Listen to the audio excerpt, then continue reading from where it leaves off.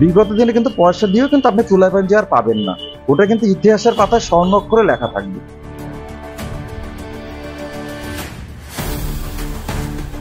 দুনিয়ার পোকা সেখানে যায়, ওই ধানটাকে শোষণ করছে, ধানটা ঠিক রকম আমরা পাচ্ছি না।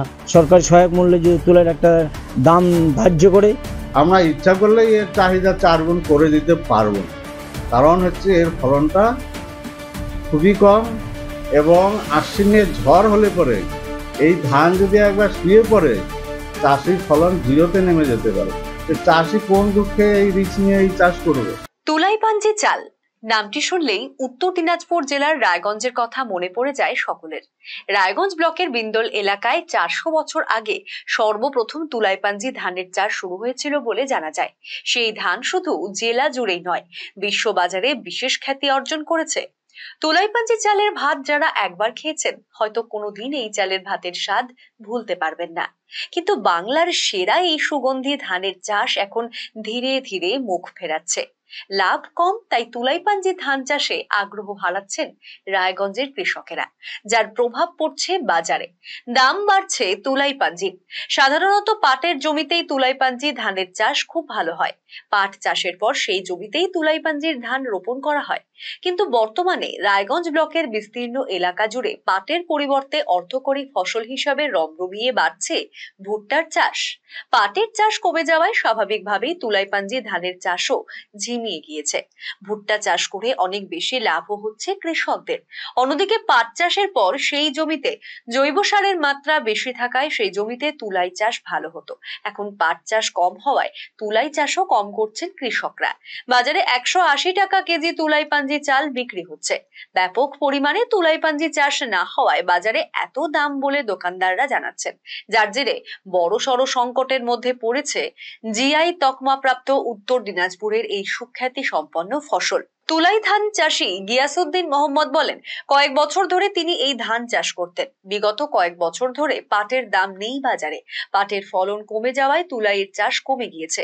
যেটুকু চাষ করা হচ্ছে তা পোকার আক্রমণে জেরবার।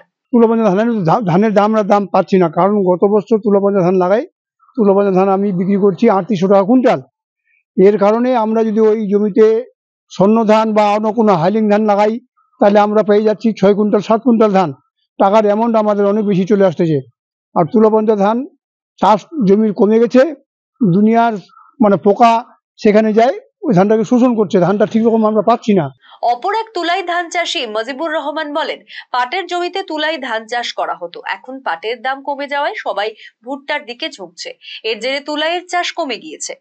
কিন্তু তুলাইয়ের যদি বাজার থাকতো, কিন্তু চাষিরা তুলাই একটা খুব ভালো স্যান্ড জাতীয় ধান, স্যান্ড পায়, চাষিরা খাওয়ার জন্য কিছু উৎপাদন করে বা বাজারে বিক্রি ভালো দাম পাইতো। আগে 10 বছর আগে ভালো দাম পেয়েছে। এখন বর্তমান যা তুলাইয়ের বাজার এখন বর্তমান আছে 6000-এর উপরেই দাম আছে, কিন্তু তুলাই চাষ করেনি। এখন কোনো ক্ষেত্রে সব জায়গায় যে একটা প্রচলন হয়ে গেছে ভুট্টা, কিন্তু তুলাই ধানটা কাটতে একটু সময় লাগে বা ভুট্টা চাষ করতে সময় লাগে, তার জন্যই তুলাই ধানটি বাধ্য হয়েছে, ছেড়ে দিচ্ছে। সরকারি সহায়ক মূল্যে যদি তুলার একটা দাম ধার্য করে 7000 বা 6000, তাহলে অবশ্যই চাষিরা তুলার পরে আবার আগ্রহ বেড়ে যাবে। রায়গঞ্জের তুলাই চাল বিক্রেতা দীপঙ্কর সাহা বলেন, তুলাইয়ের ফলন কমে যাওয়ায় বাজারে ক্রমশ ওই চালের দাম বাড়ছে। কৃষকরা এখন পাট চাষ করছেন না, যার কারণে এই সংকট তৈরি হয়েছে। এর আগে যেটা 80 টাকা 100 টাকা তুলায় বাঞ্জি ছিল, সেটা আবার অনেকটা বেড়ে 160, 180, 150 টাকা পর্যন্ত হয়ে গেছে। আজকে তুলায় যে চাষ করছে, তুলায় যে ফলনটা ক্রমশই কিন্তু কমে যাচ্ছে। আমি কিন্তু আমার 25 বছর দোকানের অভিজ্ঞতা দিয়ে বলছি, ব্যবসায়িক অভিজ্ঞতা দিয়ে বলছি, পাট চাষের পরে কিন্তু তুলায় ধানটা হয়, যেটা কিন্তু পাটের যে একটা সার পাট, যেটা কিন্তু অনেকটা এর উপর এফেক্ট করে। মানুষ এখন পাট চাষ করছে না, মানুষ কি চাষ করছে, শুধু যাচ্ছে ভুট্টার দিকে। আপনি যদি একটু ঘোরেন, চারিদিকে ঘোরেন, একটু গ্রামের সাইড দেবেন, চারিদিকে ভুট্টা ভুট্টা ভুট্টা। মানুষ তুলার দিকে কিন্তু আর নজর দিচ্ছে না। আর যদি এভাবে চলতেই থাকে, বিগত দিনে কিন্তু পয়সা দিয়েও কিন্তু আপনি তুলায় পাঞ্জি আর পাবেন না। ওটা কিন্তু ইতিহাসের পাতায় স্বর্ণাক্ষরে লেখা থাকবে। মানুষকে, পাবলিককে, যারা চাষি করছে, যারা চাষ করছে, তাদের কাছে গ্রহণযোগ্যতা আরো বাড়াতে হবে, তবেই কিন্তু এটা চাষ সম্ভব। উত্তর দিনাজপুর জেলা কৃষি আধিকারিক প্রিয়নাথ দাস বলেন, ফলন খুব একটা কমেনি, তবে তুলাই চাষের পরিধি বাড়ানোর চেষ্টা করলেও তা সম্ভব হয়নি। উঁচু জমিতে ব্যাপক পরিমাণে রাসায়নিক প্রয়োগের ফলে তা বৃষ্টির জলের সাথে নিচে নেমে এসে তুলাইয়ের জমির মাটির ক্ষতি করছে। এর ফলে তুলাইয়ে প্রভাব পড়ছে। এইবার তুলাই পাঞ্জির এরিয়া আমরা চেষ্টা করছি বাড়ানোর, বাড়ছে না, ওই যে আগে যা সীমাবদ্ধ ছিল সেইটুকুনি আছে। ফলনও কিন্তু খুব একটা কমছে না, ফলন যা ছিল যেরকম বিঘায় 2 কুইন্টাল 3 কুইন্টাল এরকমই হচ্ছে। কিন্তু কোনো কোনো ক্ষেত্রে এর সুগন্ধি স্বাদটা আমরা হয়তো ঠিকঠাক মতো পাচ্ছি না।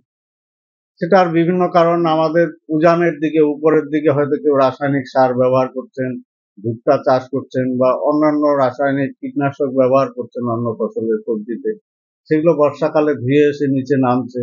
এইসব চাল উৎপাদনের জন্য যে অ্যারোমা বা সুগন্ধির জন্য যেসব জীবাণুকুল দায়ী, যেগুলো মাটিতে থাকে, তারা এই রাসায়নিকগুলো সহ্য করতে পারে না। মাটিতে এই জৈব কুল, জীবাণুকুল যারা এই সুগন্ধি তৈরি করে, এনজাইম ভিটামিন তৈরি করে, সেগুলো সংখ্যা কমে গেলে তার সুগন্ধিটা কমে যাবে। চাষিরা হয়তো ফলন বাড়ানোর জন্য চুপি চুপি হয়তো রাসায়নিক ব্যবহারও করে দিচ্ছে, ফলন বেড়ে যাচ্ছে, কিন্তু কোয়ালিটিটা হয়তো আশানুরূপ হচ্ছে না। আমরা ইচ্ছা করলেই এর চাহিদা 4 গুণ করে দিতে পারবো না, কারণ হচ্ছে এর ফলনটা খুবই কম, এবং আশ্বিনের ঝড় হলে পরে এই ধান যদি একবার শুয়ে পড়ে, চাষির ফলন জিরোতে নেমে যেতে পারে। চাষি কোন দুঃখে এই রিস্ক নিয়ে এই চাষ করবে?